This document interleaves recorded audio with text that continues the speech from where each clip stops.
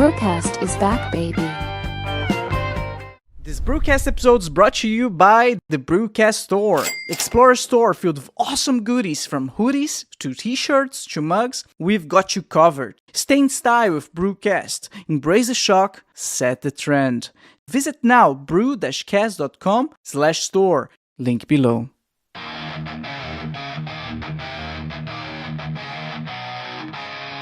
Back with the fire, can't you see the flames? From Deutschland steps comes the BRUCAST name. Voices like thunder breaking all the chains. Unleash the fury like a runaway train. Alright, hi everyone, welcome back to another BRUCAST episode. If it's your first time watching the show, make sure to like and subscribe. If you're listening to Spotify or Apple Podcasts, please ring the show 5 stars. This will ensure that the podcast recommends to even more people and allow me to keep doing what I love. BRUCAST also on Instagram, X, and TikTok, where I upload shorts with the highlights of the show. So follow now, BRUCAST on Instagram, X, and TikTok. Links in the description below. Here we thrive, we survive! Hey there, BRUCAST fans! Don't forget to comment, like, and subscribe. Yes, I wanna read all of your comments. Leave a comment. I wanna know what you thought about today's episode. So yeah, that's important. I want to see some engagement in the channel. So again, please leave a comment, like, and subscribe. Once again, we have a brand new studio lighting. We have the new lighting bolts, neon things on the wall, and more colors around the studio. So if you're watching on YouTube, if you're just listening, go take a look. See how the studio looks now. Hopefully that's the new look for BRUCAST moving forward. But I want to know what you think. So again, leave a comment. Without further ado, let's welcome our guest. His name is Mark Christensen. How are you doing, my friend? I'm doing great. Thank you for having me on your show. Can't wait to fire it up. Me neither, Mark. Guys, I gotta be honest, it was a little of a rough start, but we're finally going, and welcome, Mark. Oh, thank you. Yes. So for those who do not know, you wrote a book, and one with a very particular title, Fungus Theory of Conscious Growth. Man, what is the Fungus Theory of Conscious Growth? Well, it's a consolidated bunch of facts, evidence, and historical events. So it's been an 8-year writing process with a lot of different scientists and editors to try and figure out if this concept is real or not, only through evidence and facts and historical events. So it's kind of not a theory. If that's what we try to make it, something that's just based on real things.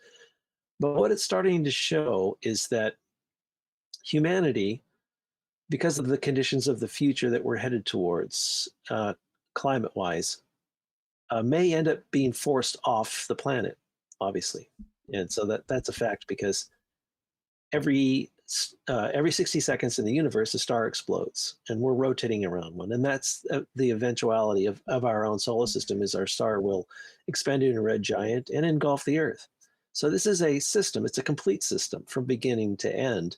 And everything within that system is systematically governed thermodynamically. So as the temperatures change, increase, or decrease, we are responding and adapting to that environment. Not to get too technical, but basically, because of that condition, we now know that humanity may end up being the spore of a large earth fungus. And the earth fungus is made up of every plant and animal. Not only what's in existence today, but has always the evolution of all of those plant and animals, pushing the growth of all the plants and animals into something capable of leaving what's coming, which is the end of Earth. So as a design, you can see the design in it.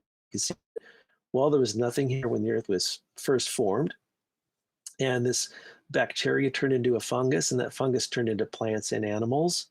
And those plants and animals, which humans have only been around about, Homo sapiens has only been around about 200,000 years. And bipedal has only been around about 4 million. So in the very end, towards the end of this temperature, what I call a petri planet, kind of a petri dish, you can see that towards the very end of this potential of biological growth, the human arises last. And so do vegetables arrive last as food for that human. And now we're going to slowly be pushed off this planet in the next 200 million years or sooner. I mean, Literally making us the spore of the life we leave behind to burn. that's the whole premise from SpaceX, right? Their whole plan is to make life multiplanetary and propagate life out in the outer cosmos. But the way you say it, it even feels a little bit, how to say it. It's like we have no choice. It's something that needs to happen. We're like the spore of Earth. It's something natural. But that's very romantic. But from my point of view, it has been a struggle to make it happen. It's quite the opposite. It doesn't feel natural. There has been so many explosions, and the gravity is like it's a engineering. It's almost impossible, right? That's why we never done it. So so my first question is that really how you see as something inevitable? Well, keep in mind, this is not my opinion. Okay. It's a deep dive observation. Okay. It's an objective view of all the evidence. And this isn't anything I wanted to think of. It wasn't my choice to go, oh, I'll think of this. It was like, it hit me as a concept. And I thought, God, I wonder if that's true. It's bizarre that humanity is just a growth process. And I thought, well, to the evidence and see what's going on. I went into this 8-year deep dive of digging all of this up. And sure enough, I feel like I was the chosen one to be able to do the research, to put it together. Involuntarily, I'm here talking to you about it. So, as all of us living our lives, there's plenty of it that's involuntary. Meaning you're born, more than likely you didn't choose to be here. I like the idea that we do choose to be here, but look at it more like as an experimental idea that it's just all one growth process. Before I start fingering away from your original question here, yeah, it's just looking at what's here. Really, and it's based around technology. And you were speaking about technology and Elon. Yes, Elon is doing the first leg of this, and he's very conscious of this. I've heard enough of his interviews, and he also has put a date on the end of biological reproduction here on Earth, and that's 300 million years. Mine's 250. But when I heard him say that, okay, he knows what's going on. He knows about fungus theory without really knowing fungus theory. And one day, hopefully, I can have a conversation with him about it.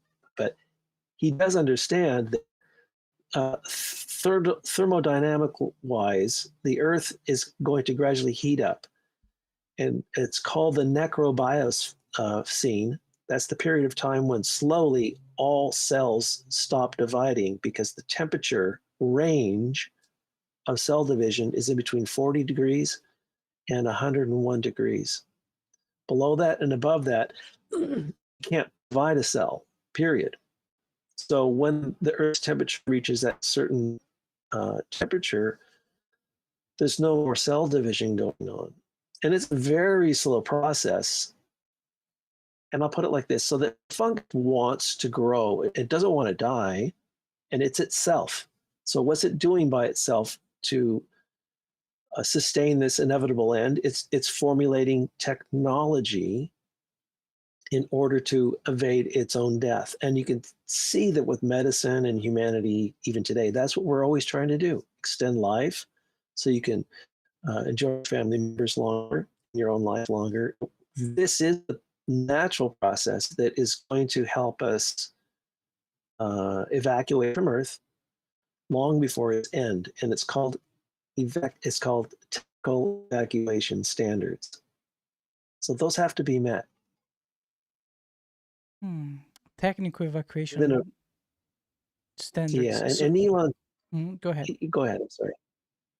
Yeah, no, you're right. It's technical evacuation standards, and you're watching Elon work at this at the minimal scale of just trying to get to Mars. So it's a very good stage and example of what is inevitably going to happen when we're forced to respond this way to what's inevitable. But our environment today is like a heaven. We have gravity, we have food and entertainment, and it's very inspiring to watch humanity grow like this and be a part of it. But eventually, when our environment is starting to overheat and decay, that is when everyone will get the idea. Oh, I see. This is a galactic condition that was supposed to happen, and now we're here, and now we have to deal with it. But how many mass extinctions happen on Earth throughout Earth's history? I think 7, if I'm not mistaken. We just have. You're right. Go ahead. I'm going to talk because I'm so excited about it. But It's sorry. fine. There's been 5 major ones. 5 major ones. And I'm glad you bring that up, because is this clean slate? Is it? Are we free from here on out? Is it going to be no weather changes? That's what we kind of subconsciously think as humans today. It's like, okay, we're past all the bad stuff, but that's actually impossible. There is another mass extinction coming of some sorts. If you look at the calendar, we're scheduled for one. Really? When's the next one? Sure. Well, we don't know, but if you look at the graph, pretty consistent. I think every 500 million years or something like that. That's just a random statistic, but you can see that if we live here long enough, another one is going to happen. And that's if we can evade a cosmic impact, which we just experienced a pretty near miss, I would call that, because it's in our solar system. Are those all done? No, there's plenty of those floating around in the next 100 million years. Will an impact happen before 100 million years? Yes, unless humanity comes up with the technology to divert or survive those. And that's possible, but it doesn't mean that we're not going to be forced off of this wonderful planet in a reasonable amount of time. And that is the concept. This is not heaven, but we interpret it as heaven, and we're trying to make it heaven, right? That's all we know. But that is not what's going to happen. We're going to evade another mass extinction, a couple of comet meteorite hits, some more pandemics, possibly even just reproduction rate goes so low that we've endangered ourselves from non-reproduction. And the reason why there's so many of these variables ahead of us is because if we know for sure what the calendar actually is, we would act towards surviving that calendar and events, right? Mm-hmm. So but there's no innovation when things are standards. And you'll notice in a lot of social structures, when things are standardized, we act as though those standards are real because we don't know any better. But that is kind of the death of the fungus, because now it's gambling on a situation that might not be the scenario. So it always has to be an improvisational discovery of how to respond next to what happens next. Improv is the best way to really kind of, because you're responding to the now needs constantly and without a plan. And I think that this is the way the fungus works, because that's how we develop technologies. So we need another war. Horrible to say that, but if you look at the past wars, Elon wouldn't be making these rockets if it wasn't for World War II. We would be relying on a guy named what's the guy's name? Dr.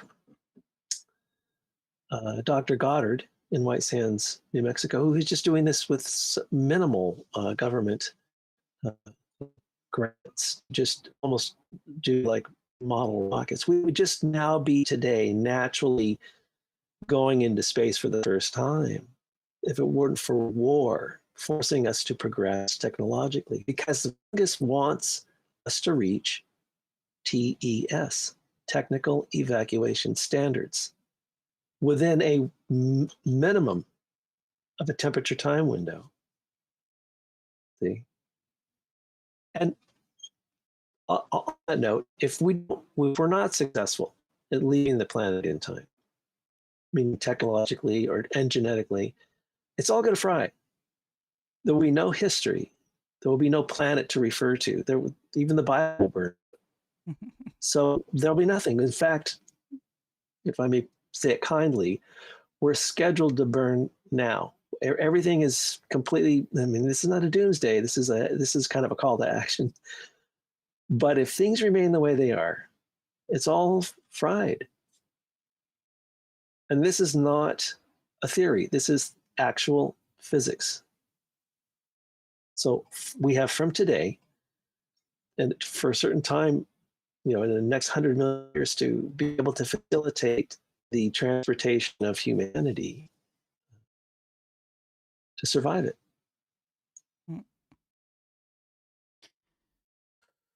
Boy.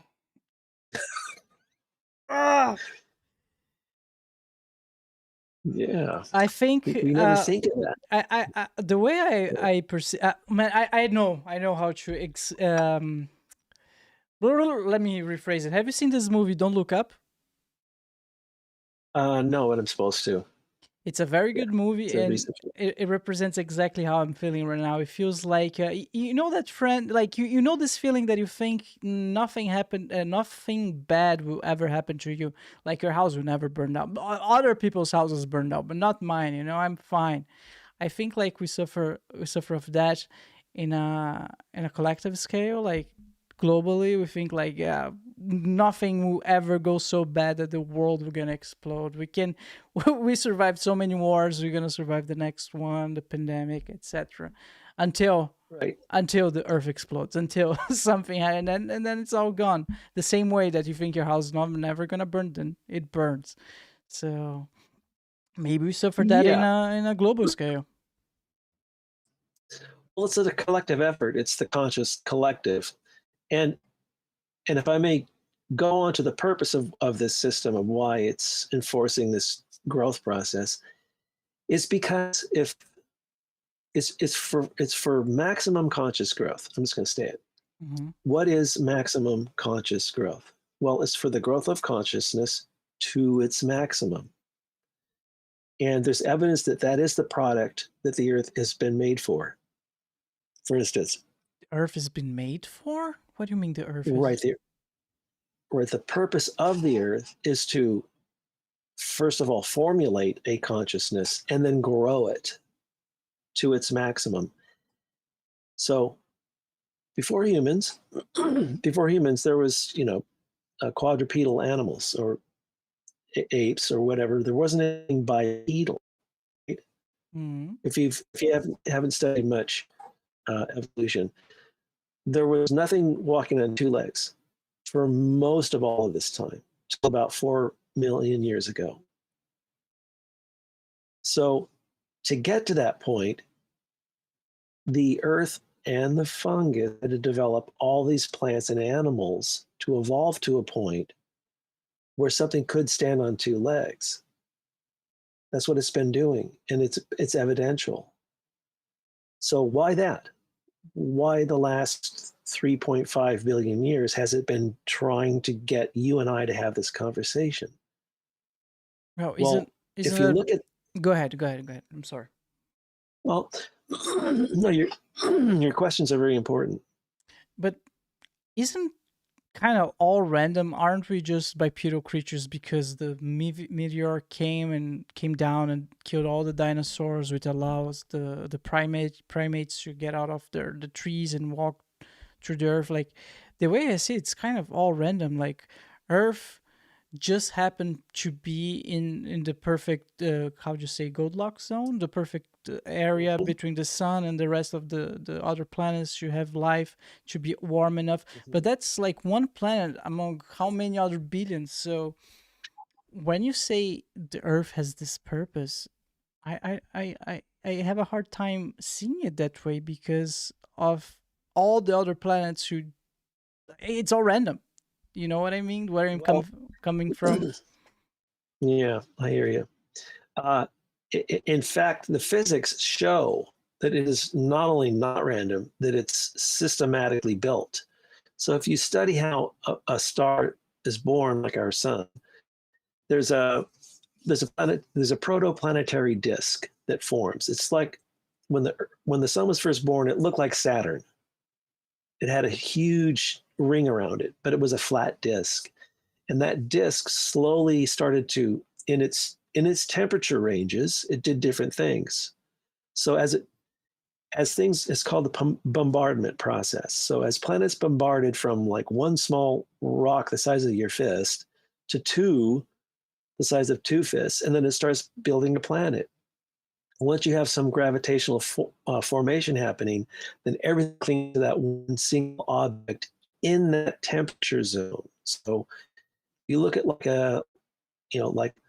like Mercury is so hot, only a little small planet could form in that temperature range. Then you have Venus, it's close to Earth because the temperature range is close to Earth as Venus, at least 5 billion years ago when it was forming.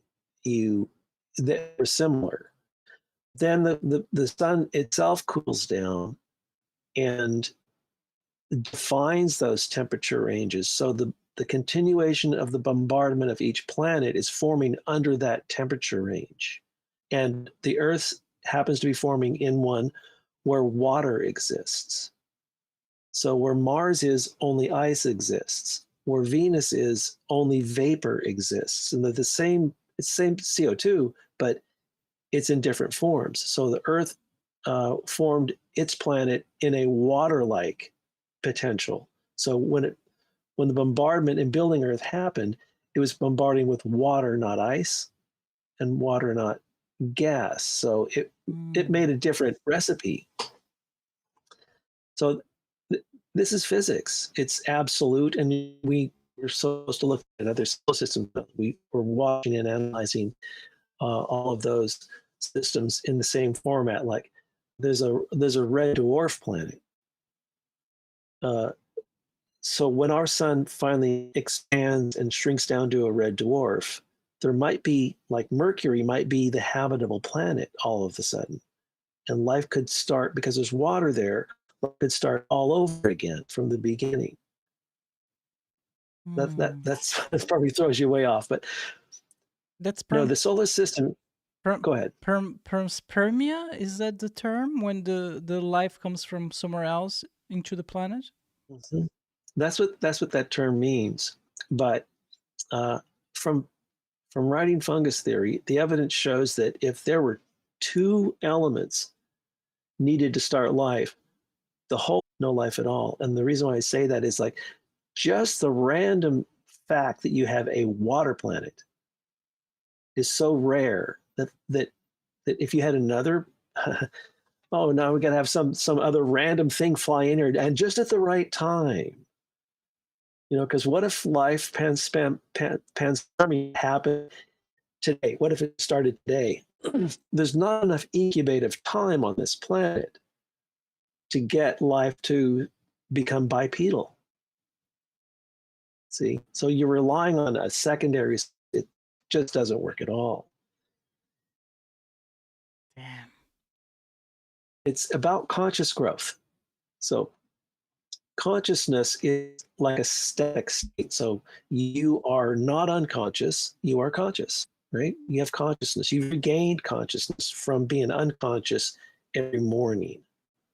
You go to sleep and you're unconscious, and that's why they operate on you. That state is because you're not conscious. But when you wake up in the morning, or when you come out of a surgery, you've regained consciousness. So it's a static state, if under those terms. That's why I'm trying to rename it as conscious growth, because you're conscious, and you and I are having this conversation, you are growing consciously by the end of it.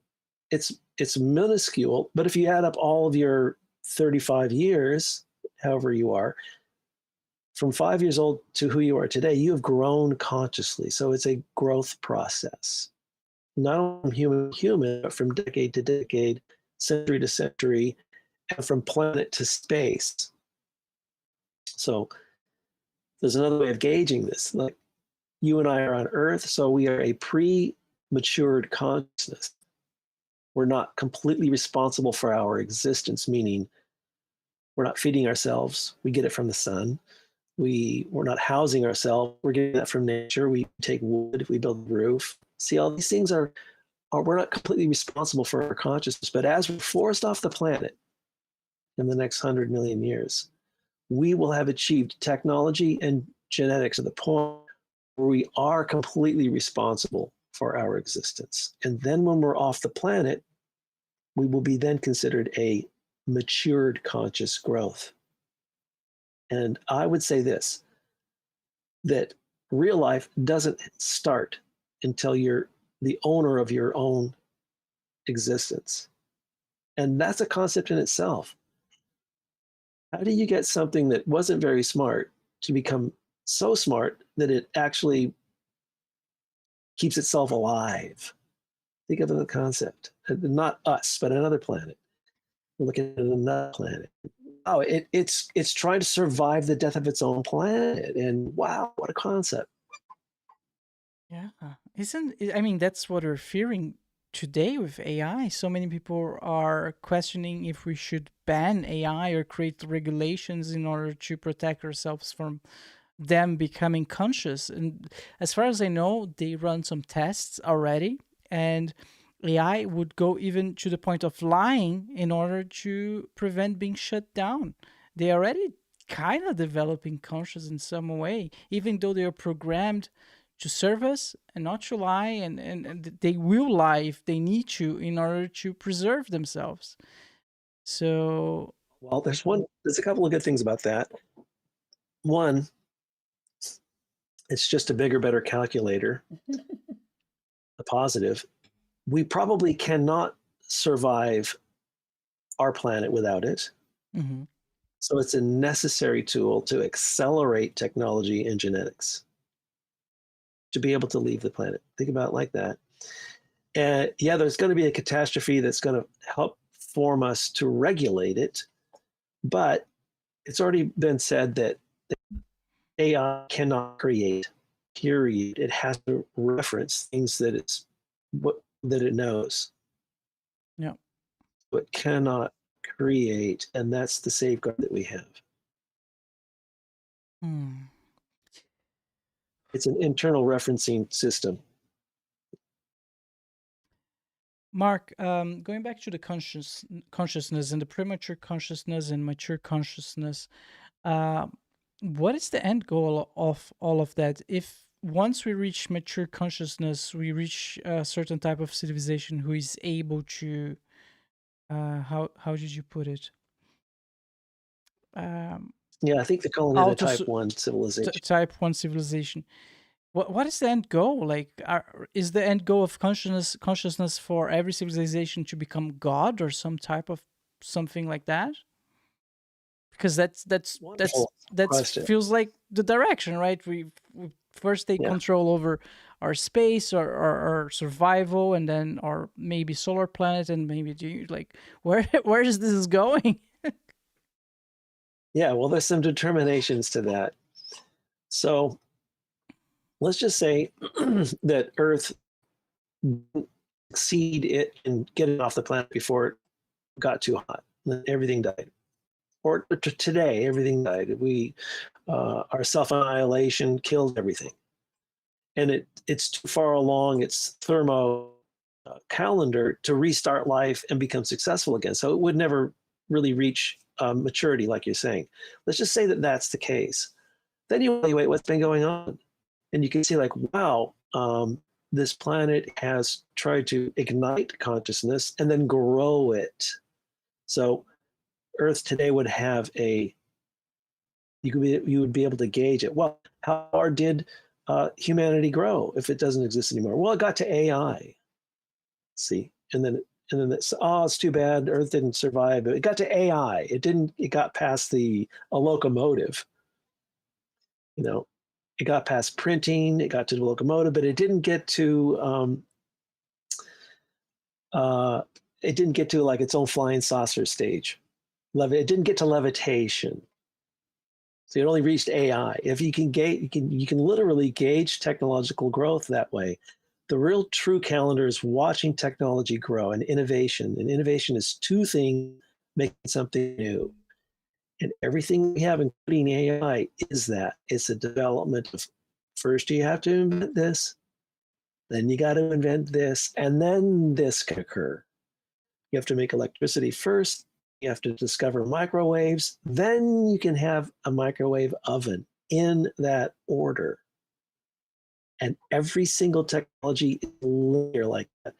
And that is our future and our survival. So, not to get too far off track with your question, but what I'm trying to show you is that this is about the growth of consciousness, period. All of it seen through technology. And why do that? Well, obviously you'd want to grow it to its maximum. Why would you grow an apple tree and then cut it down before it produced apples?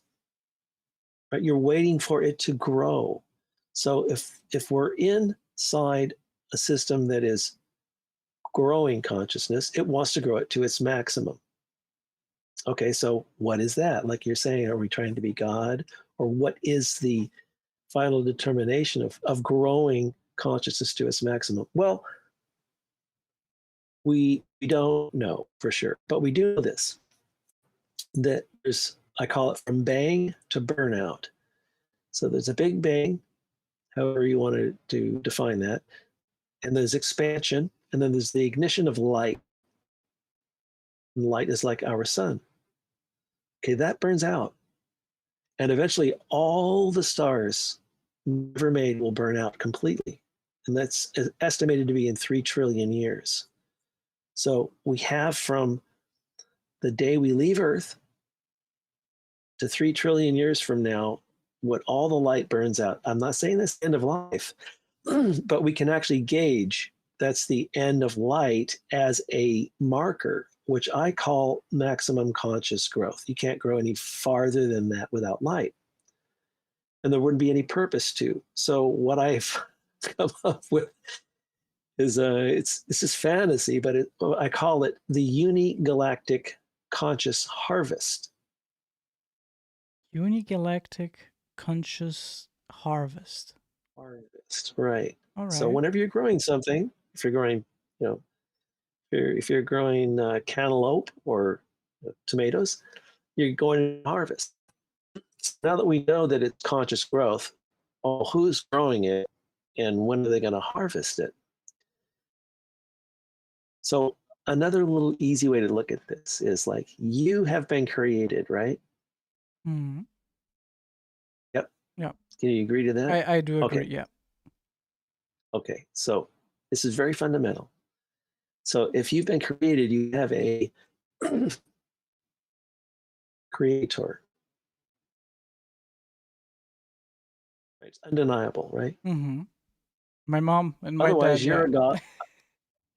Right. Goes all the way back down to the very originating organic source of that, which we'll call bacteria. But to keep things simple, you have been created, so you have a creator, whether it's through your parents and that lineage. So who is that? Obviously, look at this system. We're in the solar system that created you. Somebody devised this with an intention, and the intention is to grow consciousness. Excuse me. No worries. The intention is to grow consciousness to its maximum, like any growth product. So, to me, that's all the God you need to know. It's the only real physiological evidence of a God. And I think that the intention is for us to not know anything more for sure about a God other than that I've been created, so I have a creator. And it's a positive growth process for something bigger than I'm involved in the product. I'm not the creator of the product, and I have to accept that I'm a part of this grander growth process. Well, what is that? And I think that the reason why those answers are held from us is because if we knew, right, we wouldn't no longer perform. And I call it hidden true origin. So you, like you said, your parents, that's your origin. It's the true origin, but it's not the ultimate true origin. Like where all life comes from, whether we existed before we got here and whether we go someplace after we're gone. That's loose too, for a reason, because you would make a system out of it. Make a system out of it, we can control ourselves out of fear rather than being controlled by the creator that made all this, for the intention to grow consciousness to its maximum. It's evident. It's not a theory. Well, if that's the intention to create to grow consciousness to its maximum, why then not everything is consciousness? Why some things are conscious and others not? For example, the rock. Would you say a rock is conscious? No, but it's part of this creation that, in your words, has the purpose of maximizing consciousness. So what is the role of the rock in this? The rock is a platform in which to grow something organic, and that organic is the only thing emotionally capable. Okay. See, so you need a foundation. So let's go back to just black space. There's nothing there, right? How are you going to grow a organic entity that can emotionally involve itself in this process? It's not going to float around in space. It's 220 degrees below zero.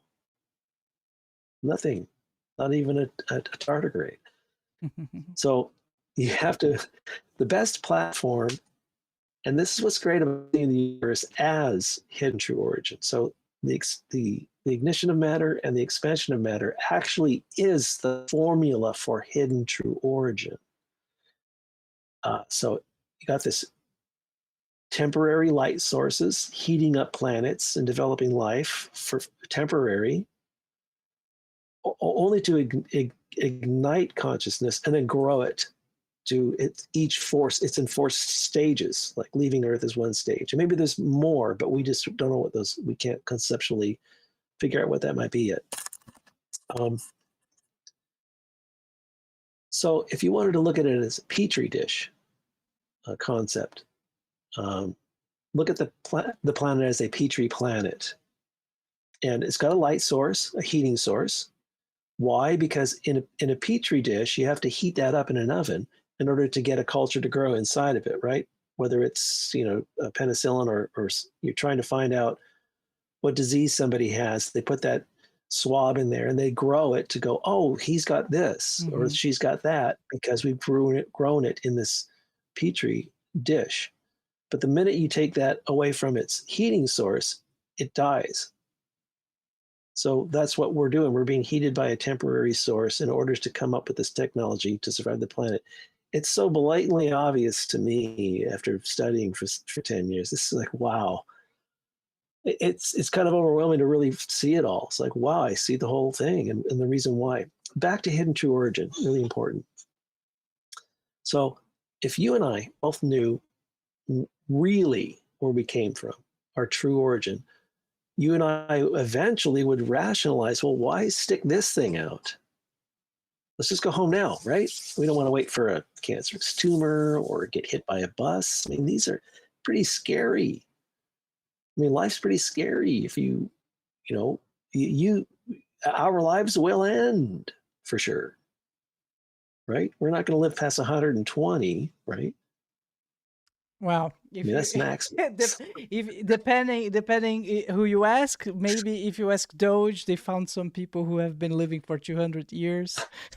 But yeah, in theory, not more than 120 max. You're right. So, so what I was getting at is that our logic works the way it does, and you and I perform actions to signify an identity, a more stronger identity of ourselves, because we lack true origin. That is the engine for action. Or we wouldn't act at all. We'd be couch potatoes, like, oh, I know where I came from. I'm just going to wait to go home. I'm not going to do anything.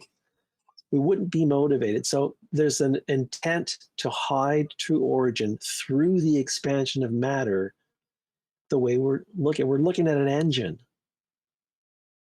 The second anybody realizes where they came from and it's just right over there, well, I'm going home. Forget this stuff. It's cold out here. I mean, this logic would take over and humanity would end.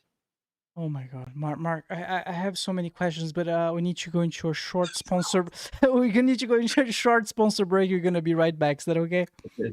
All right. See you soon. Awesome. Thank you. Parents, have you been searching for an app that's both fun and educational for your kids? I've got something exciting to share with you today. It's called FunTastic Plus. FunTastic Plus is a free app where education meets entertainment, designed specially for children ages 2 to 12. It's built by experts, completely ad-free and totally safe, so you can feel confident handing your phone or tablet to your little ones. Inside the app, kids will find a world of engaging content, their favorite cartoons, audiobooks and songs to spark imagination, educational games that make learning fun, and all of that to keep them entertained while supporting their development. FunTastic Plus is available on iPhones and iPads and even works offline, so whether you are on a road trip, flying, or just at home, your kids will always have something to enjoy. So if you're ready to give your kids a space that's both fun and educational, download now FunTastic Plus for free on the App Store. FunTastic Plus is a safe and ad-free educational platform for kids. Link on the description below. And we're back. Mark, oh my God, I don't even know where to start. Talking about those hidden truths, I recently watched a podcast from Jesse Mitchells. Have you heard about this guy? I think his name Jess Michaels. So he's really into UFOs and aliens. And he recently interviewed a guy who apparently had a remote viewing session with one of the alien beings, and he was asking the alien, like, what happens after we die? Is there like a god that you guys all answer to? Is like who is God? And the answer that the alien gave him is like, those are forbidden questions. We're not allowed to ask them. And when you mentioned the following hidden truths, that's the first thing that came to my mind: the forbidden questions. So, are you into any of those alien stories? Have you heard about any of those where they mention those? Sure. Yeah. Well, you're bringing one up specifically, and it's great to hear that, because what I've learned is that fungus theory can answer every question, except ones that shouldn't be answered, because there are some that shouldn't be answered, like hidden true origin. And basically, it's, the setup that we exist in is based on hidden true origin. It's and I call it the void of psychosis. There's a lot of concrete things about your identity that makes you solidified about yourself. In order to even make a podcast and become a podcast talker, all these things take a lot of internal support. And you have these things because of the concrete elements in your environment. You know what gravity is, you know what temperature is, reproduction, food, and the development of all the technologies and culture that has made you who you are today. I mean, these things are all the concrete things that give you confidence and live your life. But there's a part of you that does not know exactly where you came from, and that forms a psychosis in your concrete identity. So you'll always be a little psychotic, because psychosis means not reality. So that's something you cannot make a reality of. And this is an important mechanism in the growth of humanity, because that is the spectrum by which all innovations are developed. Remember, I was talking about technology and the innovations that help us get off the planet. That one hidden true origin causes a void in your signified identity, which is psychotic. And the good and the bad thing about that is that you have an entire culture operating on hidden true origin and are under the condition of this psychosis. It's about 20% of your identity is always drifting, searching, exploring, wondering, because there's no reality can be made there. See, it's a part of your makeup, my makeup. But the other way to look at it is on the massive collective scale of all humans. It's from musk to murder. That's the way I look at it. You have to have a complete range of the entire human supercluster operating on that psychosis level to generate these technologies to survive the end of Earth. Ta-dum, simple, it's done. Use that. It's the mechanism, sociological mechanism. Yeah. Damn, so that's what is pushing us forward. That's what keeps us moving and trying to search for meaning and trying to push the newest technological innovation. That makes sense because it comes from this void of psychosis that represents 20% of who we are. We don't know where we came from, and we're looking for answers. Therefore, we are all a little bit psychotic. I love it. Yeah. But we are the only ones who have it, right? As far as I understand, scientists have been asking apes many years a lot of questions, and they never ask us any. Well, the void of psychosis is a conceivable idea that needs to be brain capable. So chimpanzees don't have the brain capacity to conceive of this. It's always been there. Hidden true origin started with the beginning of Earth before there was even any bacteria. Hidden true origin is the physiological expansion of matter.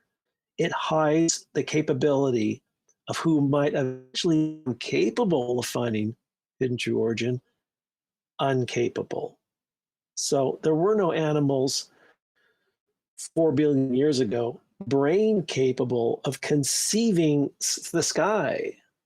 You had to stand up, first of all, and be standing, you had to become Homo erectus with a fully erected back to look up, the sky.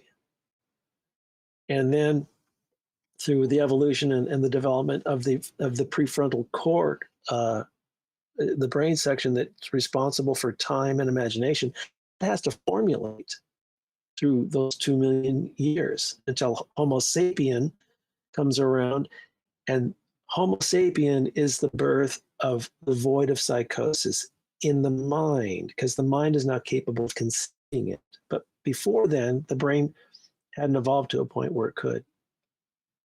I see. That makes sense? Yeah, it does, of course. You're hanging in with this pretty good. Yeah. Oh my God.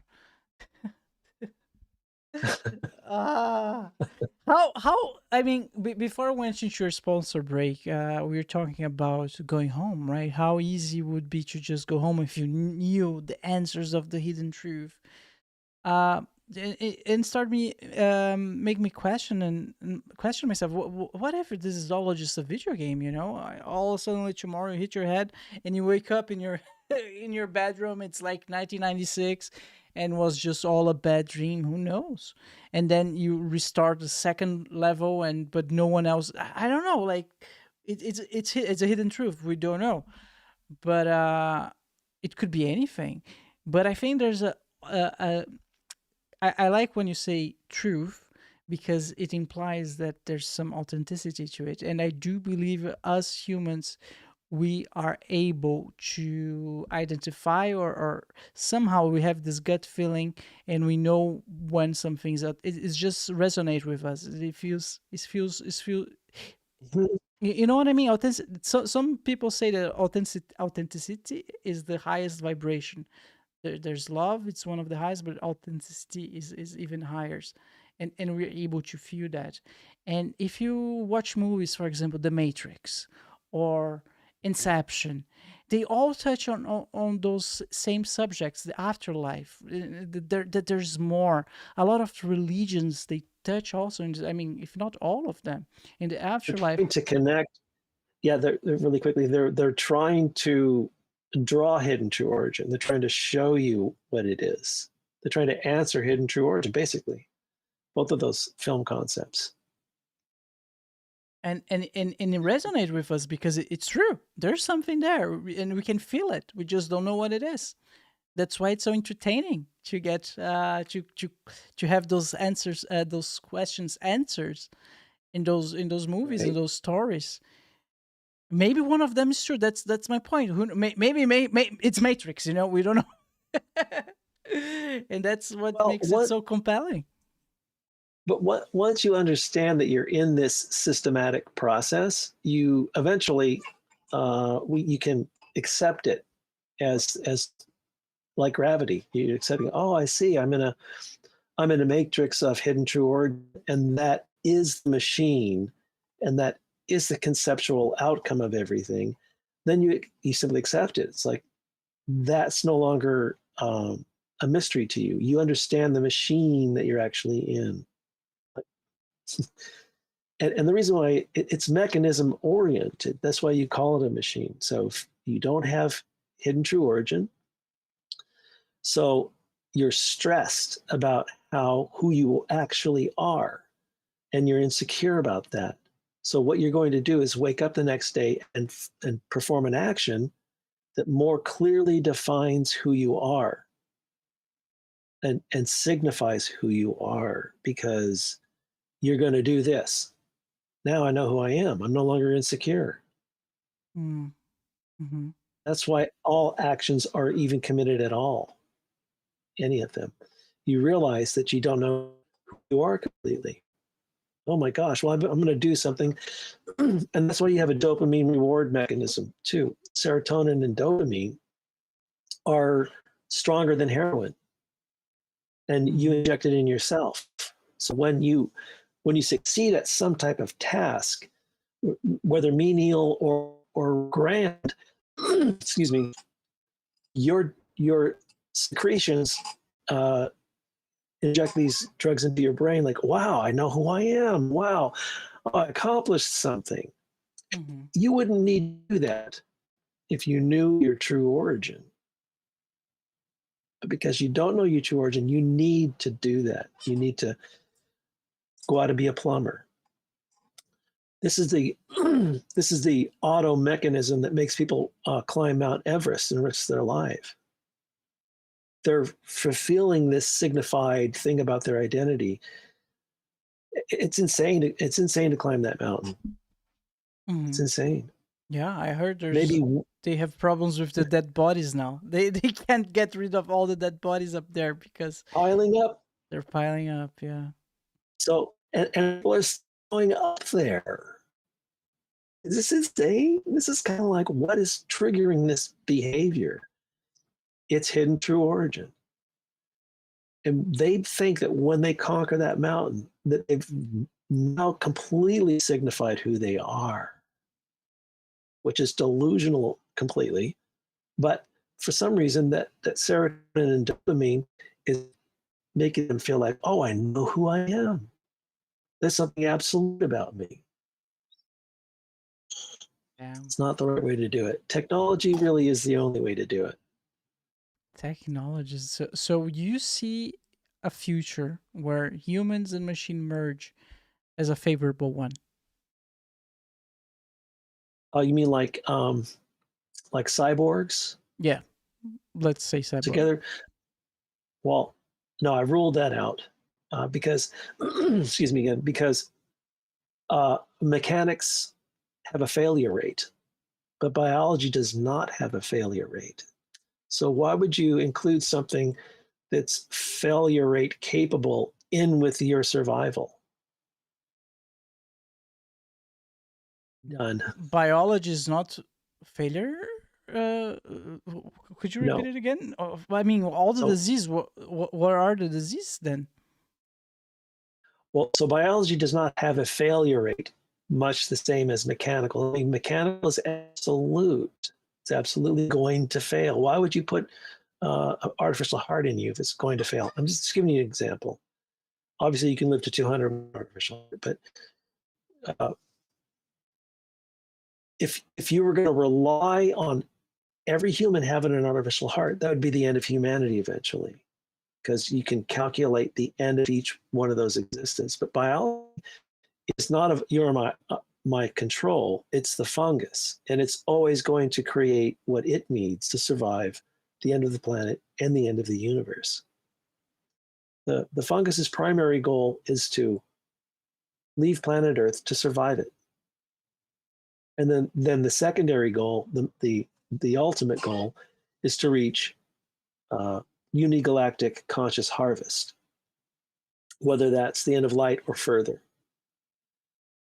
So you and I pride ourselves on the great things that we achieve as humans, and there's a lot of that to do because we are the ones achieving this. But when you realize that you're forced to achieve it, then you realize that you're just a part of a grand system, and that needs to be taken on as the beauty, and it's also unifying. So all human beings together on this planet, when they see this mechanism and agree to it and accept it, that we all can work together for its success. And even that acknowledgement, that permeation of acknowledgement, is inevitable through enforcement. In other words, eventually, in 1,000 years from now, as an example, all of us will go ding, oh, I get it. It's about leaving the planet in a certain amount of time, and we all have to work together to do it. When that happens, it's complete and total unifying. That's beautiful. I wish I could see that, but I honestly, right now, I don't. It feels like, what did they say? Like, one person is smart, but the group is dumb. When you take society as a large, like, they make dumb decisions. That's what I hear, right? I'm not I don't study those things. I got a reason. I got a reason for that. If you want to hear that, Of course. okay. Well, the fungus wants two things, and in this order: it wants reproduction and the ability to survive the death of its planet. In that order, because if you don't reproduce, you most certainly can't survive your planet, can you? No. So it's reproduction. Reproduction, I'm just beginning to put this together. You can't be cognizant of all of this and still have the craziness to reproduce. In other words, the intelligent people you use as an example, like one person is smart, but society is dumb. If everybody was that smart person, they wouldn't get pregnant. They wouldn't go through all that stuff that's going to happen. It takes love and understanding. They would avoid it. And therefore, the fungus would now be killing itself. It wouldn't be reproducing in order to leave the planet. Right? So it wants the supercluster to be dumb or just influential. And as you can see in politics, it's constantly a swaying element back and forth to keep everybody, that's the evidence of the oh duh process. Oh duh, do this. Oh duh, do that, without really thinking. And that animal reproduces a lot. So reproduction first, get off the planet second. And if you look at the birth rates today, Muslim is 8-1.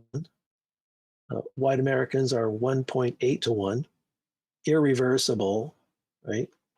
Why is this happening? Why does the fungus increase on the Muslim population to if you do the statistics, it will overpopulate the earth in 75 years.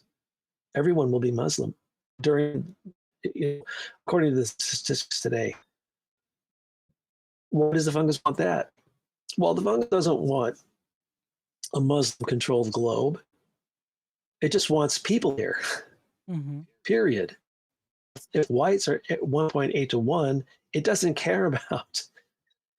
It's trying to get off the planet. This fungus is trying to get off the planet, and it's not going to rely on people who are not reproducing. So it doesn't care. This is people first, getting off second. And that's what's, you can always equate to that. Mark, I need to ask you where all of those ideas come from. I feel like there's a story behind it all, and it starts with a mushroom. It does. I'll tell you why. It is literally two pieces of evidence why you are a spore of this fungus, and technically you're just a protospore. Because if you left Earth today, you'd only live for 200 years, and that's not that's not it's not really surviving Earth. You're just surviving off Earth temporarily. You're still dying with the Earth. So you're only a protospore. So your genetics have to change a lot in order for you to survive in space for 1,000 years or for eternity. And I call it ESS, which is eternal self-sufficiency, is the goal that has to be obtained here on Earth. Otherwise, just die with the Earth, because you're going to die in 1,000 years in space. So with ESS being the ultimate goal for this, a lot of technology and genetics have to be achieved. Not to get away from your original question, what was it? The original question was, how did you start thinking about all of this? Oh, well, it's well, I've never had a job. I'm not a recluse, but I work on my own, and I've stayed my own authentic self all my life. So I've been able to keep my truths and not be influenced by anybody. In fact, I've been excommunicated from every single environment and lover in my life, searching for the truth. So what happens is you tend to pay attention to the arts and the sciences. So I've been a songwriter of over 400 songs, and a science fiction film writer of over 15 screenplays, and 2.5 of them have actually been completed. So I'm a film director, a science fiction writer. And what happened was that I had to grow to a certain age. This wouldn't happen in my 40s, but it happened in my 50s, where a ding moment occurred about all my research and all my truth seeking in life. It happened automatically. It just was like, and David Lynch talks about it, that when this idea hits you, it's not your choice. It's a complete idea. And so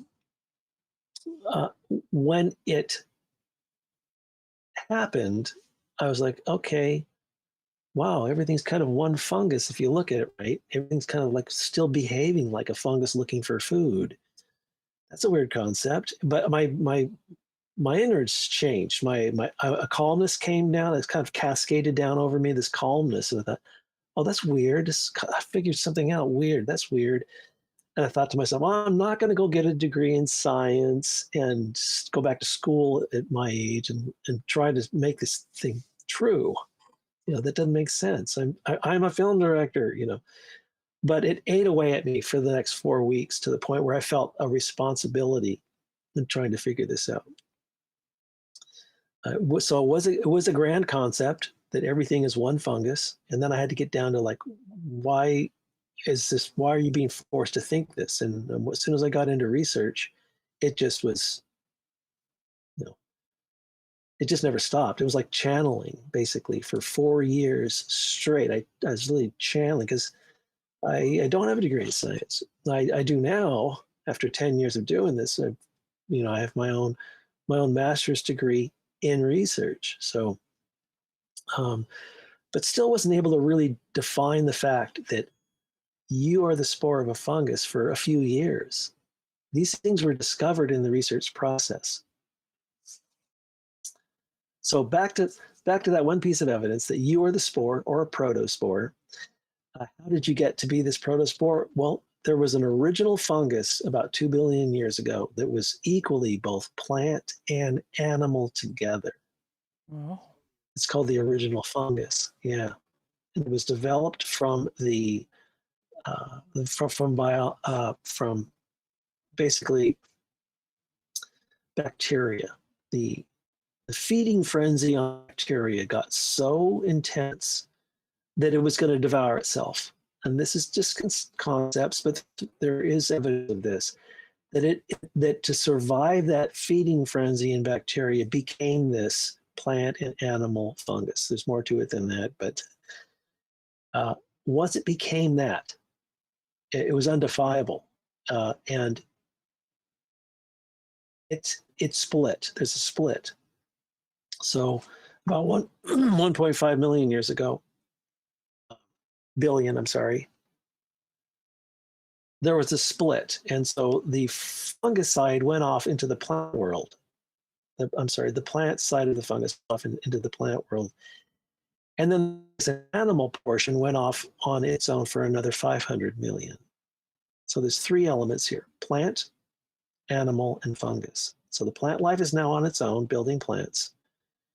The animal and the fungicide went on for 500 million more years before animals split away from the fungus, leaving the fungus to evolve into the kingdom we see it today. See, it evolved, kept evolving into today's fungus. But if you go back far enough, they were all three one animal. so it's all fungus. So it's all fungus.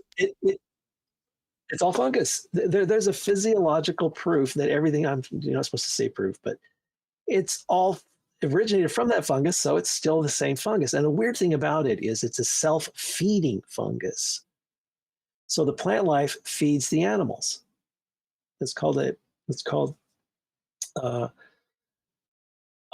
primary consumers feed on the plants, and you can't have secondary consumers, which is meat eaters, without primary plant eaters. That's how you get to the next stage. Starvation caused that to happen. So anyhow, there's plant life growing on one side, animal life growing on the other.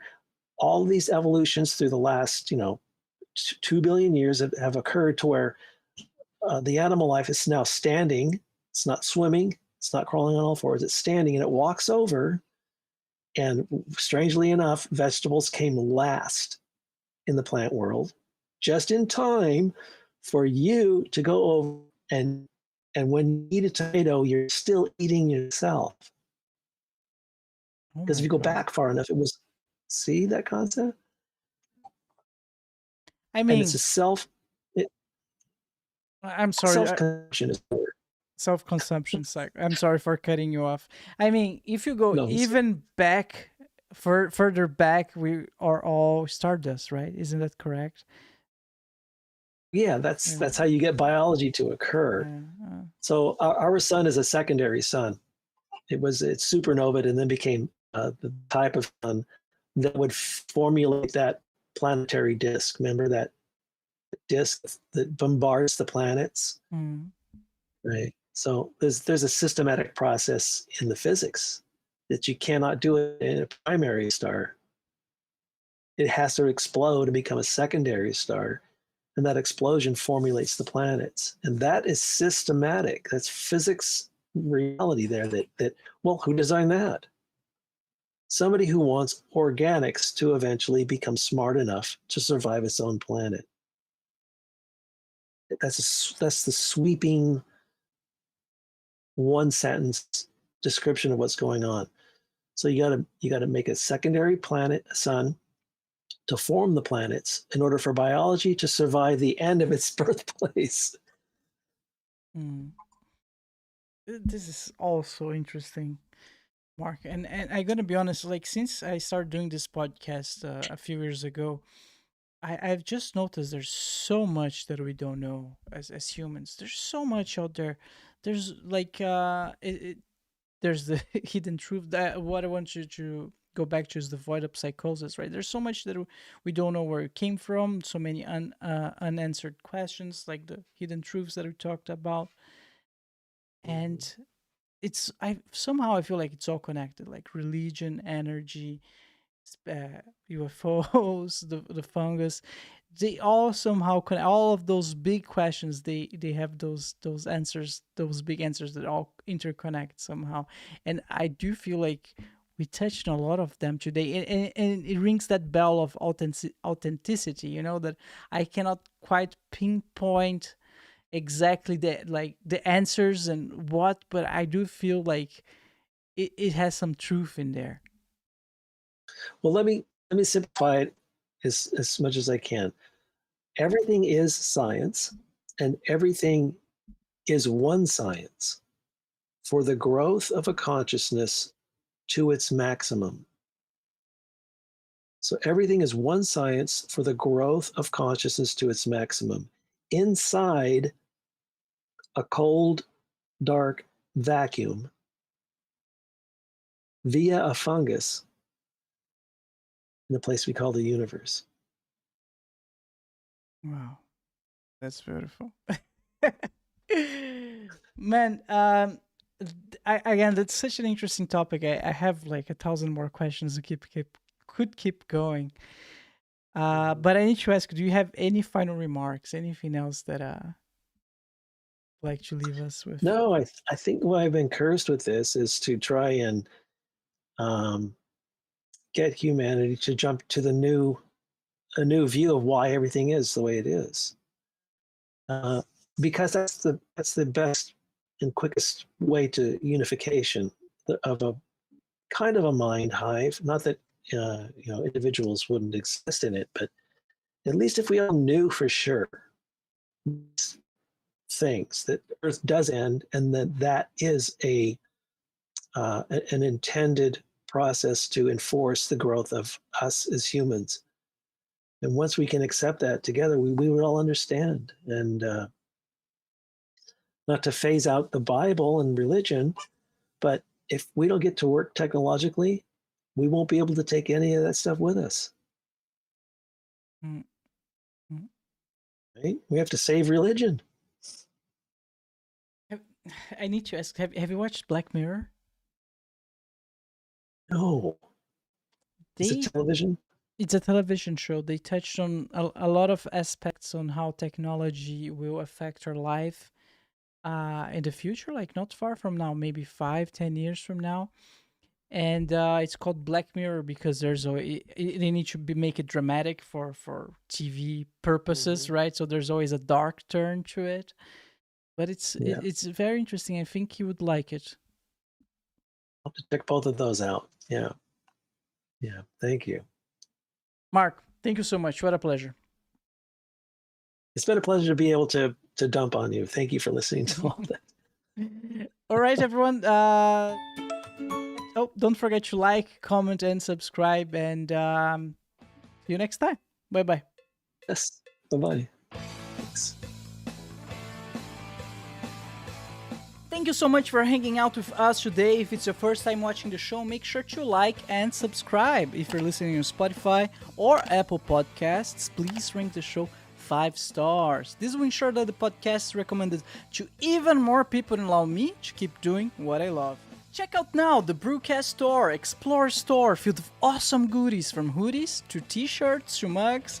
We've got you covered. Stay in style with BRUCAST. Embrace the shock, set the trend. Buy now at brew-cast.com/store. Again, that's brew-cast.com/store. Link on the description below. Be a BRUCAST model and get free stuff. We'd love to see how you and your loved ones enjoy BRUCAST. Snap a picture of yourself, your family, your friends, or even your pets wearing BRUCAST merch, or watching an episode of the show and send it to us and become part of BRUCAST. We will feature you and your pictures at the end of every episode, just like the ones you're seeing on the screen right now. You can upload your pictures at brew-cast.com/contact or tag us on social media. Alright everyone, it has been a pleasure. Thank you so much and see you next time. Bye bye.